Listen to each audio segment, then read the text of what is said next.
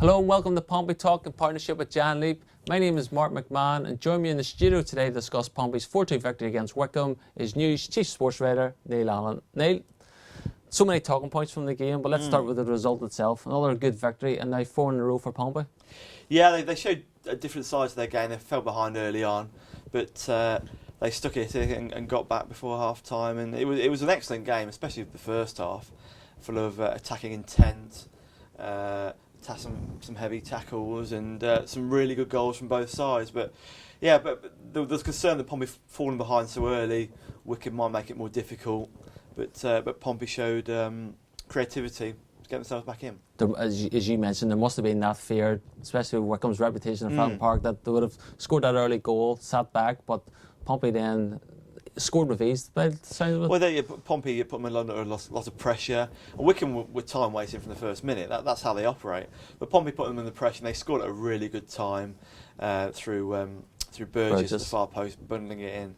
And then they went in the lead, and then it was level at 2-2, and then obviously Conor Chaplin weighed in. So it was a really good first half. But credit Pompey, they do seem to have a better cutting edge this season, which they desperately needed. Yeah, and you mentioned Conor Chaplin then. I was on the phone to you doing the Sports Mail runner at the time. All I could hear you say was, that's pure genius. Your mindset hasn't changed then from that there? Remarkable. Who in their right mind would, from that position, wait for the ball to drop and then try to head it diagonally over a goalkeeper, 6'6" goalkeeper, into the far corner, especially somebody of Chaplin's height. It was just incredible. Yeah. Most strikers would have tried to control it or perhaps volley it from the angle. But him, with all the time in the world, it just made it look effortless. Yeah. And for me, it's one of the great Fratton Park goals I've seen. Absolutely outstanding. And it's one of those occasions I remember at Accrington last season when Michael Doyle scored with that tremendous volley. It's just, wow. And everyone's looking in the press box and going, what the? Yeah. And it was like that Saturday. It doesn't happen often, but it was like that. It was a remarkable goal. And it surprised me how it wasn't highlighted so much by Channel 5 and Sky as well. Yeah. Because it's incredible. Would it be the best goal you've seen at Fratton Park in all the years you've been covering Pompey? I don't know. You have to go through them on Matt Taylor, obviously against Everton when he shot just by the halfway line, didn't he? And in that game, and you do sort of forget a few of them, don't you? And you have to be reminded when you sit and think about it. But it was just the manner of the goal. Glenn Johnson scored some screamers as well at Fratton Park, and I remember Houser got an overhead kick once against Blackpool or someone like that. But it was just it was who heads the ball from that angle. Remarkable. Yeah.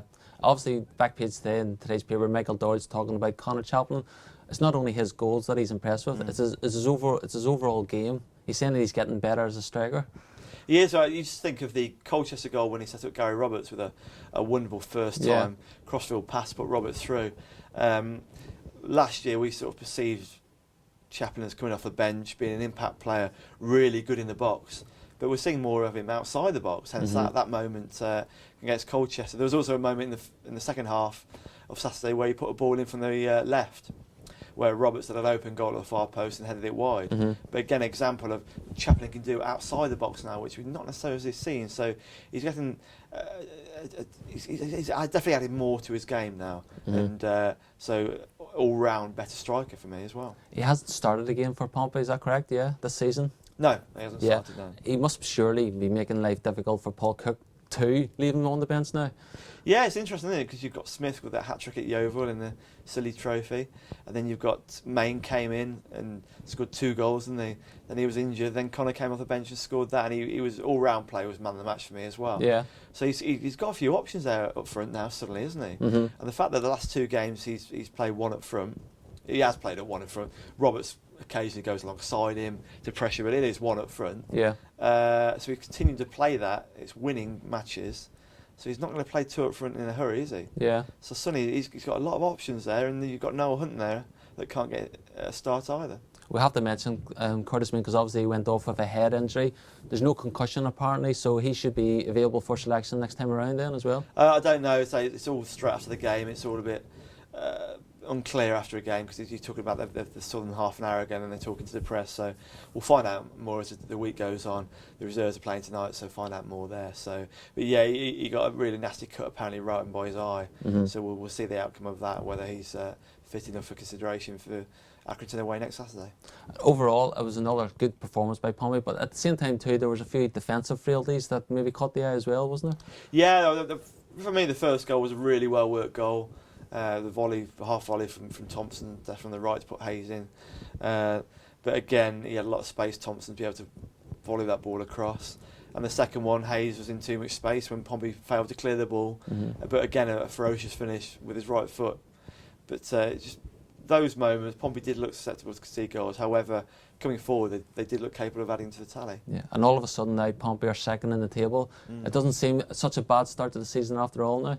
That's strange, isn't it? It just shows you how important it is getting knee-jerk reactions in August, because Pompey had a stuttering start to the campaign and they've won 4 in a row since. They didn't win 4 in a row last year at all. So it's the turnaround is there, but you just got to be patient and not be silly, not be hysterical over teams not doing very well in August. Yeah. Okay. Well, thanks for your thoughts, Neil. You'll be watching Pompey Talk in partnership with Jan Leap. We'll see you all again soon. Goodbye.